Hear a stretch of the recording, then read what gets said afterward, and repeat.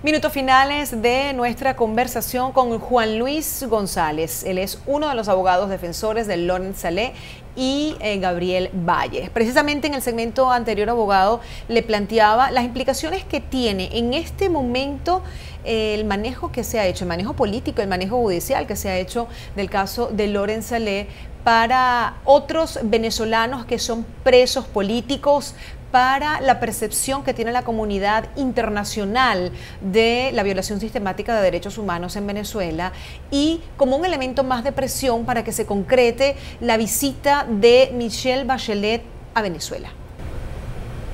Fíjese, con cada liberación de un preso político, evidentemente la esperanza en los otros detenidos se mantiene viva. Porque en verdad el caso de Laurent Saleh se manejó, o sea, fue manejado por el gobierno de manera muy errática y con muchas mentiras y con muchas manipulaciones desde el punto de vista informativo.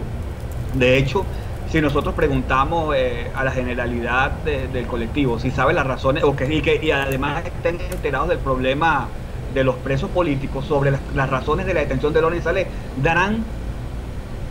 habrán muchísimas especulaciones. Hablarán de terrorismo, hablarán de rebelión, hablarán de conspiración, de traición a la patria, pero nunca podrán pronunciarse sobre los hechos que realmente llevaron a Laurent a la cárcel o lo mantuvieron detenido durante tanto tiempo. Entonces, digamos que esa es una luz de esperanza cuando se manejó un perfil tan negativo de Laurent a nivel de medios oficiales y hoy lo tenemos en libertad en España. Eso da mucha esperanza. Ahora, ¿cómo lo puede percibir la comunidad internacional?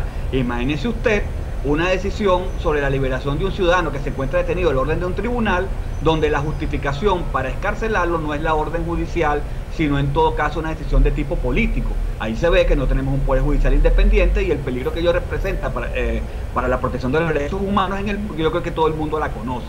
Y eso es un aspecto relevante que es menester resaltar. Después, ¿cómo se puede explicar o cómo puede explicar el gobierno desde el punto de vista constitucional y de los tratados de derechos humanos que expulsó a un venezolano de su país? O sea, ¿cómo se explica eso? Y que la justificación es una medida cautelar que tiene por objeto que el sujeto comparezca al proceso, cuando precisamente la medida es todo lo contrario. O sea, son cuestiones que yo no sé cómo el Estado hará un malabar argumentativo para decir que esto era procedente o que debía hacerlo. Claro, desde todo punto de vista, todos preferimos que Laurent esté en libertad en España que continuara en reclusión en el CELIN. Y evidentemente eso nos alegra, como alegra a su familia y como alegra a muchas personas que genuinamente han seguido lo que ha sido su periplo de detención tan terrible, tan inhumano, tan arbitrario, ¿no?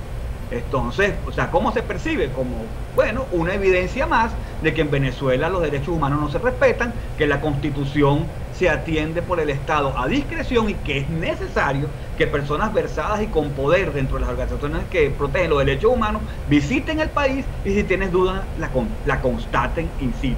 Es fundamental.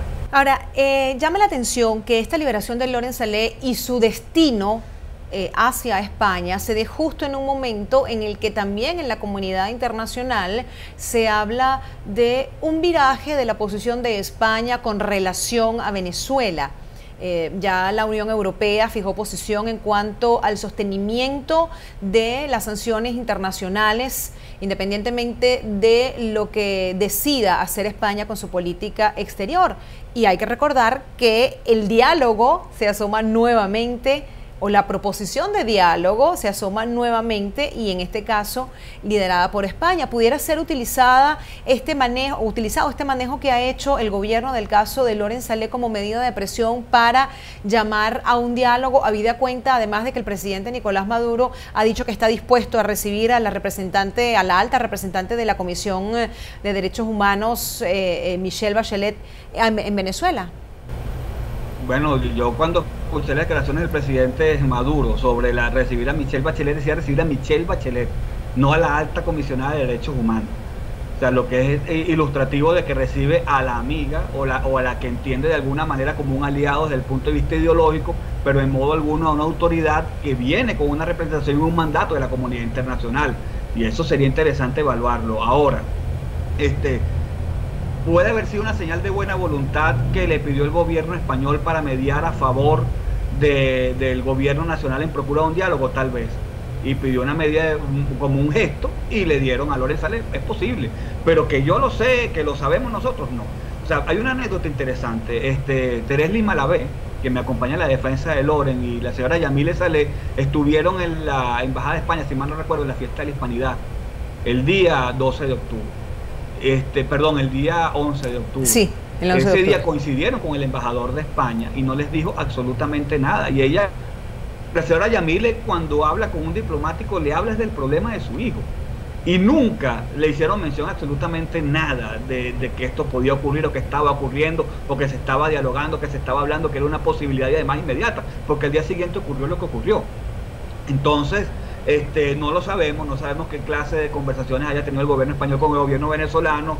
Es posible que en verdad estén procurando abrir otra vez las puertas al camino del diálogo para procurar una salida donde no salgan tan mal parados. Lo cierto es que, digamos, el país está estancado. Yo como ciudadano percibo al gobierno haciendo lo que quiere sin limitación, cada vez arreciando más en la expresión de los derechos humanos y una evidencia clara, precisa e indudable de que no les importa lo que dice la Constitución y que no les importa los derechos humanos de las personas. Es lo que pasó ayer con la diputada Adriana Pichardo, cuando su inmueble fue allanado. Su mamá de 74 años, recién operada, prácticamente fue atropellada por funcionarios de la Dirección General de Contrainteligencia Militar y no ha pasado nada. O sea, ellos actuaron con absoluta impunidad y aquí a nadie le importó. Desde el alto gobierno no se ha dado mayor declaración sobre el particular. Entonces aquí no ha cambiado absolutamente nada. Se sigue persiguiendo a los militares que fueron liberados por el propio Tribunal Militar. Si no los consiguen a ellos, se llevan a sus familiares que no tienen absolutamente ninguna relación con la investigación que se hace sobre sus hijos o sobre sus familiares cercanos. Y entonces aquí no ha cambiado nada. El gobierno sigue violando de manera sistemática los derechos humanos y eso es prueba fehaciente de que pareciera que no tienen la real voluntad de dialogar y de comprometerse y de cumplir con sus compromisos. Y eso tiene que ser evaluado por cualquiera que quiera sentar al gobierno en una mesa de diálogo. Prueba fehaciente, abogado, que no sabemos si la comunidad internacional, aquella parte que está abogando en favor del gobierno venezolano, tome en cuenta. Muchísimas gracias, doctor, por haber compartido con nosotros en esta edición del programa. Conversamos con Juan Luis González, abogado defensor de Loren Saleh y Gabriel Valle. Será hasta una próxima edición.